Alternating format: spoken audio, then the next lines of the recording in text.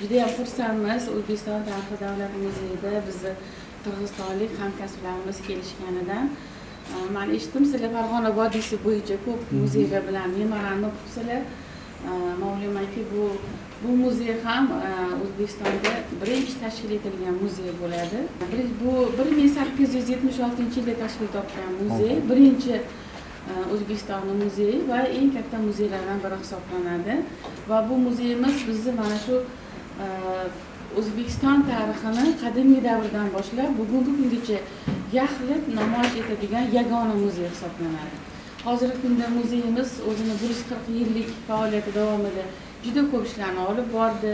1943-yildan boshlab Fanlar akademiyasi tizimida faoliyat ko'rsatadi. Shuning uchun bizni ko'pincha akademik muzey deb ham aytishadi va Fanlar akademiyasida 3 ta muzey hozir faoliyat ko'rsatadi. Shuning uchun ham bizning muzeyimizda ilmiy tadqiqot ishlari juda ham yaxshi olib boriladi. Bizda fan nomzodlari, fan doktorlari faoliyat yuritishadi.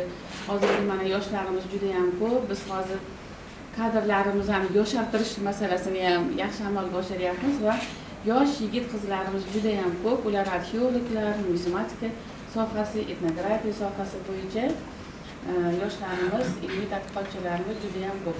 Bugun biz Xudo buyursa qo'l qo'yuvchi memorandumdagi men o'ylayman Janob Hamidovna sizlar bilan dag'i o'sha Farg'ona rayonidagi do'stlik aloqa bilan qanotimiz kengayib biz jalpi O'zbekiston bilan kelishim tuzgan masalaga chiqamiz degan niyat tilakda turamiz. Janob Hamidovna aytib ketgandek bizda bo'linib turgan hech narsa yo'q.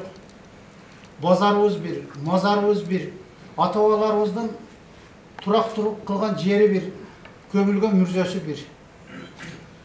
Televizorda biz qo'tormochining keragi yo'q. Bir-birimizni yaxshi tushunamiz. Borbordo'g'aziyaning ichida Toshkent shahri jalbi bugungi o'zbek tuyg'anlarining shahri emas, qirg'izlardan, qozoqlardan, tojiklardan, Borbordo'g'aziyada yashagan barliq ellardan bu yer avvaldan ilgirten paytaxt tutgan, borbor tutgan shahar qatori bilamiz biz. Uçurdan foydalanıp bardığınızlarda boşqa çaqıran, oşta Qırgız bilen Özbek aralaş yaşagan öte ösüp önüp atkan ıntımaqlı şahar. Bayağı internetten okup atkan neseni barın çetkep taşlaş gerek mi bunday? Barıp özümüzler, körüşümüzler gerek. Buna şu bugünkü bayramımız kutlu olsun, bugünkü жақсылығımыз kutlu olsun.